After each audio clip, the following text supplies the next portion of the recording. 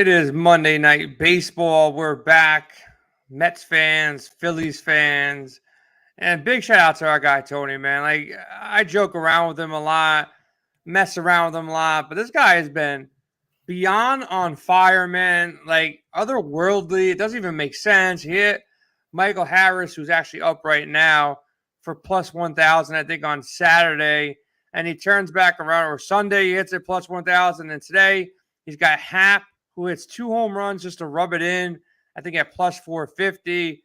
Guy's been on fire, 2 for 2 on Sunday with his home run. So he's basically showing us up every single show, Dave. That's like his plan. Is like, I'm better than you. I can pick home runs better than you. And he's got some games that are live right now. So, feeling good. Starting a new week. Tony's already got us crushing. We're at like 1,992 subscribers. And me, Jared, and Tony had a goal to get to 2,000. So if we don't get it tonight, we're going to just keep playing tomorrow until we get those extra 8 people. But I think we can do it tonight. So if you haven't liked and subscribed to the show so far, make sure you subscribe. We want to get to 2,000 today. We're going to do a little raffle for all the guys who subscribe, guys and girls. We're going to pick one name and give somebody a free year membership to WinDailySports.com. If you want to lock in, though, use promo code STIX22. Gets you a free month of service at Win Daily. Use our home run model. Read Dave's article. Read all of our articles, projection models. Hop in our expert chat. We got you covered on PGA as well. So you're going to want to lock in with us. Again, like, subscribe. We're getting to 2,000 tonight. But look, it's Monday night. We're looking ahead to Tuesday night. If you want to get frisky right now, I do like the Mariners. Game's about to start in maybe like 10 minutes or 15 minutes. They were plus money. Castillo going against Ohtani. I just think they're going to pull the leash on Ohtani a little bit early tonight. Angels playing for nothing. Castillo, Mariners trying to win and make it to the playoffs. So I like the Mariners tonight. But looking at it tomorrow, got Verlander, Cease, Woodruff up top. What do you like? Cease has been on fire, but Verlander is probably going to win a Cy Young. So, Dave, what are you thinking? Well, it's 1-2 in the Cy Young race, and it's 1-2 in the Cy Young betting market, too. They've kind of separated themselves from the rest of the pack. McClanahan has come down a little bit. So this is really a spotlight game. It's a huge game for Chicago as well. It's, the Twins have faltered. Cleveland's going up. So they're still in the mix. But in the end, when it's a big game, I got my money on Verlander. I just think Verlander's out there doing things that we haven't really seen at this age. He's adapted his game, obviously. What we've seen lately, I think it's somewhere in the range of – I know he leads the league in ERA and wins, but looking at his run total, he let up 3 last game. But before that, it was 7 straight games of 1 or less. I think he goes back to the well tomorrow. I think he shuts down the White Sox. He's definitely the ace on the board. Cease is a nice play too. My problem with Cease is I think out of his last 15 games, he's only gotten past the 6th inning 2 times. He's a high volume pitcher, a lot of strikeouts, often walks too. That can be dangerous against a Houston team. So I lean towards Verlander more than Cease. Yeah, I'm with you on that. It's pretty easy for me. I want to attack the weaker of the 2 lineups here. I know Cease has been good, great, whatever you want to call it, but Verlander has been better going against a weaker White Sox offense. So give me Verlander up top. The next name, the guy that I never want to play, I really hate rostering this guy in DFS. Dave, you want to guess who I kind of like tomorrow? He's dominated against this team, averaging 32.2 points in his 2 starts against them. Who's the man that I don't want to play tomorrow? Robbie Ray? Yep, that's the guy that I will play tomorrow. Don't want to play tomorrow. Won't feel good about it. But look, the Angels, not that good of a lineup. They're just falling off. They've been falling off for months now. So Robbie Ray, 9,500. Probably the best spot outside of Verlander when you add potential matchup and all that kind of stuff. Slight discount. Look, if you can go Verlander and Ray in cash, you average 3,700 left for the rest of your lineup. That's doable. Past that, I really don't want to touch much, man. Baltimore and Toronto, they're both hitting, so I'm staying away from Manoah here.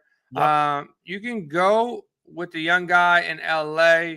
Look, he's been okay, but I don't want to pay $9,000 for Ryan Pipio. I don't even know how to pronounce his last name, but I'll stay away from that guy.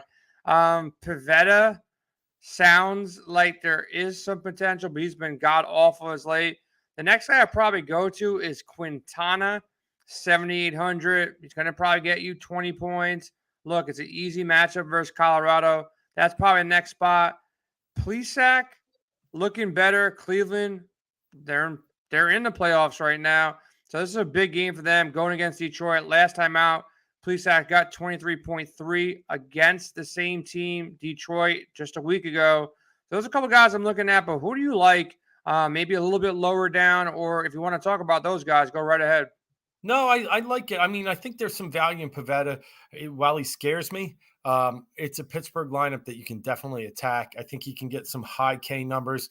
I'd feel comfortable playing him here at 8, but I do like Plesac. I like that call. Detroit's striking out over 30% of the time in August. It's light years beyond any other team. Even a guy, I think it was earlier today, Quantrill had 10 Ks against them in the doubleheader and a career high. So Detroit's striking out a lot. Plesac had 7 against them last time. I think that's a good pick. And if I'm going to jump a little lower on the card, I'm going to look at Justin Steele. I mean, here's a guy with a 3.6 ERA. His FIP's even lower than that at 3.29. He's got a 50% ground ball percentage, which we love. Anything above 40 is good. He has over 1K per inning. He's sitting there at 9.38 Ks per 9. And he's going against a weak Washington team. So I think there's some good value, 6,200. He's a guy I'm really interested in tomorrow. Yeah, I think Steele's a good spot too for value there. I'm with you on that. Look, when you flip the script and you start talking about stacks, and we'll be talking about home runs, I told everybody on Twitter today I might have to retire after what Tony did to me on Sunday night. But, you got some good lineups here. You have the first lineup that pops up. Look, you have two similar pitchers with Kyle Freeland going against St. Louis, a righty strong lineup, Goldie, Arenado. Freeland's wiggled out of trouble. From time to time, he might not be able to wiggle out of trouble against St. Louis. And then you got our guy, Patrick Corbin. Look, Chicago's been heating up here, and Corbin has been bad, really, really, really bad. Last 44 innings, 12 home runs allowed. So it's a situation here that you could attack Corbin. Cubs lineup, though, if you are attacking, who do you like from Chicago to face the weaker lefty in Corbin? Yeah, I mean, I had to Corbin pitch against the Phillies his last time out. I don't think he made it out of 2 innings. And I had to look why he's still in the majors, because he's about to put up one of the worst seasons in the history of the MLB. And when you look, he's still owed about $75 million. They pretty much have to keep rolling him out there. Last 6 starts, all losses, 30 earned runs, 7 home runs. If I'm looking at a Cubs lineup, Hap hit 2 tonight. Gotta like that. Gotta like Suzuki. And also really gotta like Franmil Reyes. Franmil Reyes, he has a 99.5 exit velocity against Corbin. He hits the ball hard off Corbin. I actually like him in the home run game too. So if you want to lock that up, man, if you want to get ahead, you can give us our first home run proper today. Is that what you're going with right now? I'm locking my first one in, and that's Franmil Reyes tomorrow. I'm trying to see what the number is. He's usually around plus 450. But I'll lock that in. Reyes, he hits Corbin hard, has had some good career numbers off him. Someone's hitting one off Corbin tomorrow. Why not Reyes? You can pretty much guarantee that. And Reyes is only 2,800 on DraftKings, so that allows you to, go out there and pay up a bit and grab one of the bigger bats or one of the bigger pitches out there. Other stacks you like, Dave, I just want you to get the floor here. Who else do you like tomorrow? From a stack, I do like what you're talking about with St. Louis. Goldschmidt, obviously, the guy's tremendous, but he's even like the numbers against lefties are out of this world. 432 on the season batting average against left-handers. So, like you said, Freeland saw this team last week, lit up 6 earned runs. Yes, Freeland's a different pitcher on the road, almost half his ERA. On the road is 3.32 versus over 6 at home. But I still like the Cardinals to stack there. I think that's a very healthy one. And I think if you can get a couple guys like Arenado, even Pujols, after watching what he did the other day. And then got to keep an eye on a team like Oakland out there. Texas throwing up some slop. Oakland's actually been hitting the ball hard. It would be cheap, right, to throw a couple Oakland guys in there. I think you could find some value in an Oakland stack too. Not heavy, maybe 3 or 4 of the guys mixed in with a heavier team like St. Louis or Chicago. Yeah, on that Texas side of things too. Don't sleep on them. They're going against a weak lefty. So you guys like Semien at 4,100. He home run on Monday. Adolis Garcia only 4,200 as well. So there's some bats here. 19 home runs on the year. So these are some bats that might go off tomorrow. I'm gonna play a little bit chalk with my first home run call. I'm gonna go Aaron. I mean, not Arenado. I'm gonna go Goldschmidt. I meant to say Goldschmidt, said Arenado. So most likely what's going to happen is Arenado's going to hit a home run. I missed my home run prop, and Tony somehow is going to squeak in a Goldie home run. So, look, I'm going to go Goldschmidt. Guy is probably the MVP in the NL right now. The guy's been 28 home runs, 89 RBIs, 328. One of the only guys you can see in the MLB right now hitting over 300, and he mashes lefties. So give me Goldschmidt for the first home run. Let's not forget about Texas, too. I think Texas – you like Oakland. I kind of lean more on the Texas side. I just trust those bats a little bit more. Yeah. Sneaky stacks that might go under the radar here. Can one of these big pitchers get blown up? Could it be, Toronto coming back against Creamer? We haven't mentioned them. Could it be Baltimore getting to Manoah?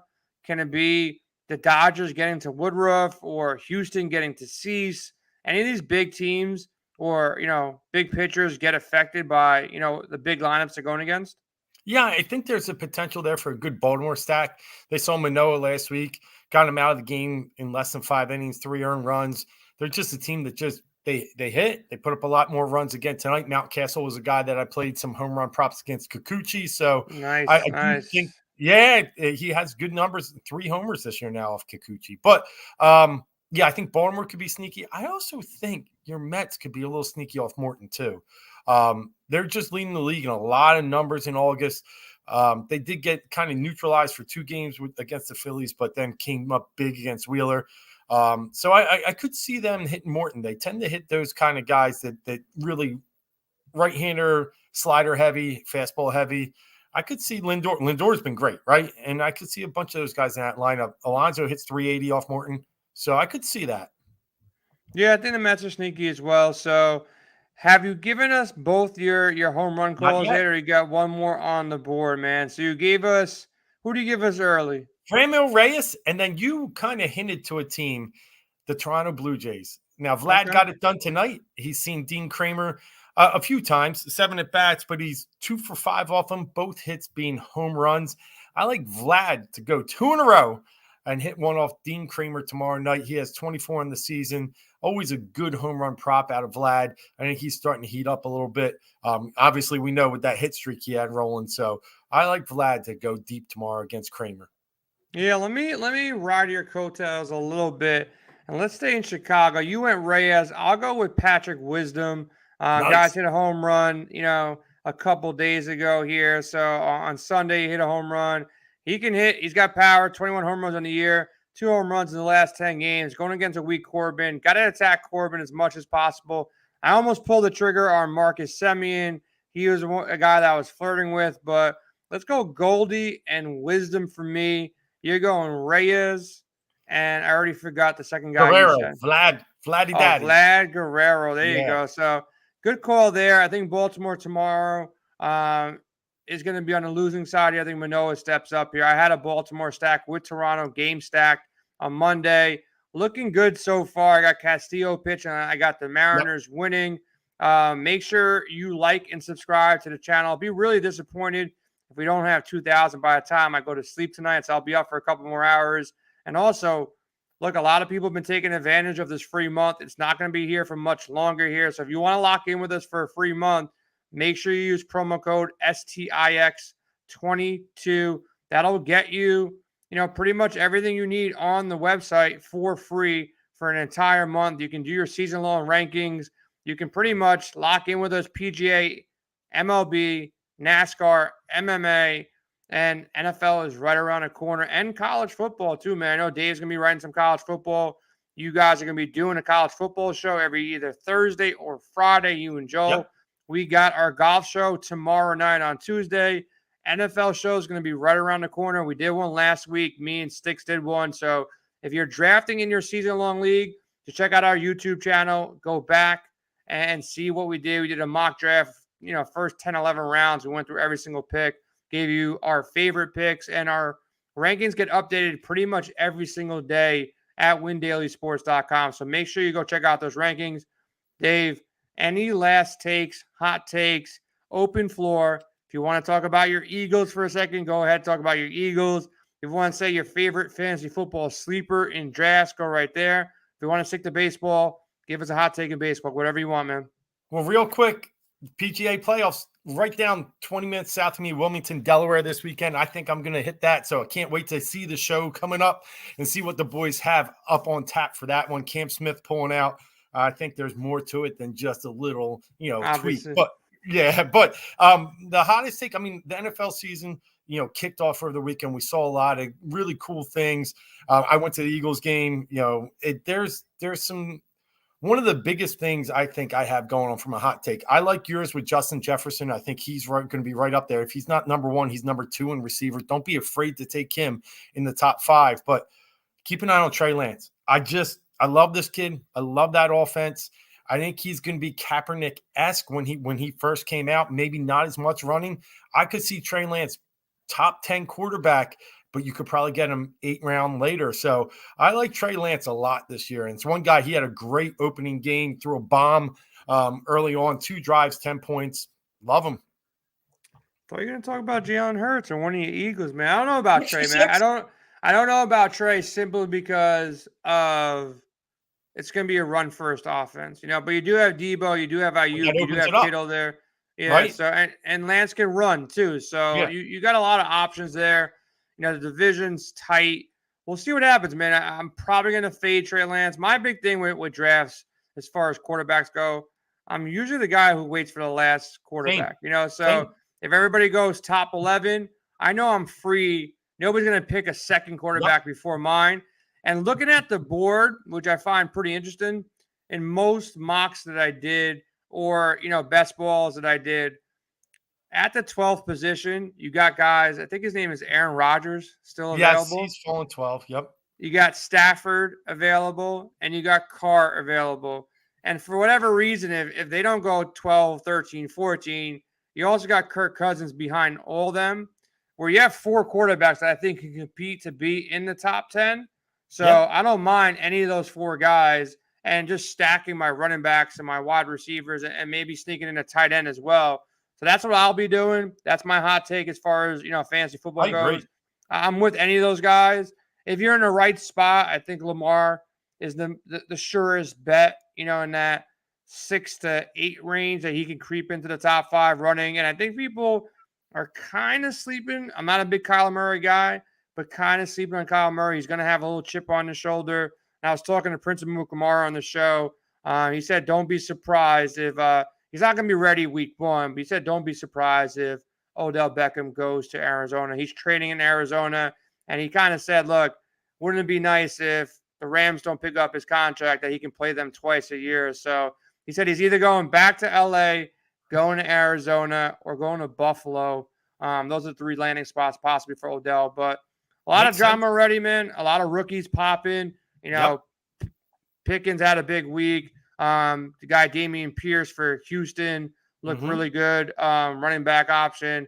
Pacheco for Kansas City looked pretty good. So there's going to be a couple of rookies that pop. So don't be afraid to draft those rookies, mid to late rounds. Instead of grabbing like a wide receiver 4, hoping to go on your bench and pop, grab a rookie that can maybe be the next Jamar Chase or, one of these running backs that popped off in the last couple of years. So we're out of here today. Good luck to the Mariners. Castillo, I hope he crushes for the rest of the night. And hopefully I catch a home run prop because I'm still missing one right now. So need to catch some late inning heroics. I'm sure Tony already hit another home run while we've been doing this show. So big shout out to Tony. Big shout out to our golf team. They had Zalatoris at like 25-1. Yeah. He also hit the outright in the Dutch Tour, which I don't even know how they covered the Dutch Tour, but they did it. So they had outrights on both. So big weekend. One of our subscribers hit for $3,000 too. So if you're into golf, you're trying to build that bankroll for NFL, make sure you lock in the guys tomorrow. And we'll be back tomorrow as well doing the MLB DFS show on windailysports.com.